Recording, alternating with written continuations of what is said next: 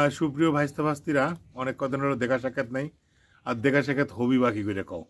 আসলে তো নাটোরে তো আসছিলাম না, গেছিলাম হচ্ছে ও যে ঢাকাত শহরে আর কি, একটু কাজে। মনে করো যে একটা জিনিস কিনে নিয়ে চলে যাচ্ছি, কোথাও যায়নি, বুঝতে পারছ?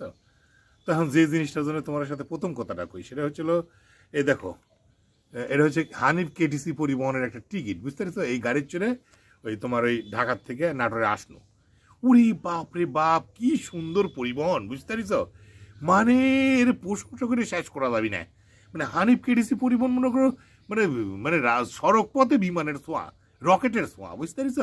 মানে কি বলবো, যাত্রীরা যে পরিমাণ গাইল পাড়িতে ড্রাইভার কন্ট্রাক্টারে, মানে ড্রাইভার কন্ট্রাক্টাররা যদি খালি মানে মানুষের কাম থাকতো, ওরা আসলে মানুষ লে, বুঝতে পারছো? ওরা আসলে অন্য কিছু দিয়ে তৈরি।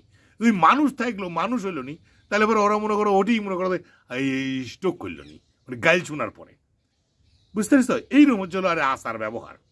মানে গাড়ি তো সে গাড়ি, মনে করো একে তো মনে করো সরকার বর্তমান বাংলাদেশ সরকার তো মনে করো আমার ইয়ে সরকার ইউনুস সাহেব মনে করো তো সেই দক্ষ একটা মাল, মনে করো 2 মাস পার হয়ে যাচ্ছে, মানে 1 মাস পার হয়ে 2 মাস চলিচ্ছে, এখনো মনে করো দেশের আইন শৃঙ্খলা পরিস্থিতি ঠিক করতে পারলো না। হ্যাঁ, ওই কি বলে নাটোর থেকে ঢাকা যাওয়ার পথে বলে রাস্তা বলে কোনটি বলে খালি বলে শ্রমিকেরা বলে আন্দোলন করেছে, রাস্তা বন্ধ করে ডেকে দিচ্ছে। সেই মনে করো গলি ঘুপতি দিয়ে গাড়ি কোন দিক দিয়ে ঘুরে ঘুরে সব আসিচ্ছে, সব চিনিও না। হ্যাঁ, রাস্তা দিয়ে একে তো মনে করো এই যন্ত্রণা আছে, এই লেটের যন্ত্রণা। হ্যাঁ, রাস্তা পরিষ্কার হয়নি। মানে আরে বাবারে, তোরা আইন শৃঙ্খলা পরিস্থিতি নিয়ন্ত্রণ করতে পারছো না, এটা কি জন্যে? এখনো শ্রমিক মরিচ্ছে পুলিশের গুলি, কি জন্যে কত রে বা? হ্যাঁ, এটা একটা কথা হলো? ফ্যাসিস্ট সরকার করতে আমরা তো না গোলা সিল্লা তো নামায় ফেলানো, দেশের থেকে পোলা চলে গেল শেখ হাসিনা। এখন কি জন্য শ্রমিক মরিচ্ছে দাবি দেওয়ার লিয়া? এখন কি জন্য পুলিশ গুলি চালাচ্ছে? হ্যাঁ, এটা কি? এখন শ্রমিকেরা করতে গেলে গার্মেন্টস লীগ, ওইদিকে 35 করতে গেলে 35 লীগ, মানে হিন্দুরা নির্যাতনের প্রতিবাদ করে হিন্দু লীগ, মানে কি যে কি সব করছে চারদিক থেকে মনে করো শেষ করে দিচ্ছে।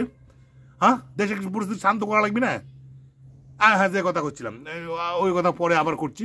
এই যে হানিফ কেটিসি পরিবহন, মনে করো এই পরিবহনে আসতে লেগে যে একটা যন্ত্রণা, মনে করো এক বলে সিগারেট খোর।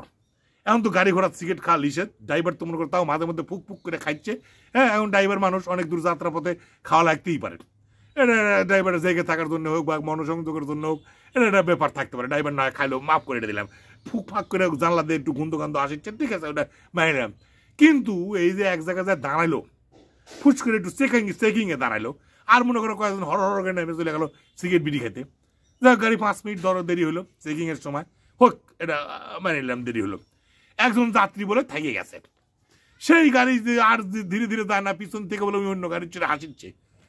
এখন কত এক যাত্রীর জন্য এতগুলো যাত্রী, একটু থামতো রে বাবা, ওর বিড়ির লিসা উঠিস, একটু থাকুক, আরো 2 মিনিট থাক গাড়ি, দেরি করে তারপরে উঠ। তা না, সে বলে কোন বলে গোয়েন্দা বিভাগে না কিছু বলে চাকরি করে, সেই বলে ঝাড়ি মারিছে। এখন ড্রাইভারেরও কলজে শুকায় গেছে, সুপারভাইজারেরও কলজে শুকায় গেছে, বুঝো? এই মনে করো গাড়ি আর টানে না, তারপরে মনে করো কোন রকম যমুনার সেতু পার হয়ে এসে এক জায়গায় অন্ধকারের মধ্যে মনে করো হকাত করে দিল গাড়ি থামায়, পিছনে আসিচ্ছে।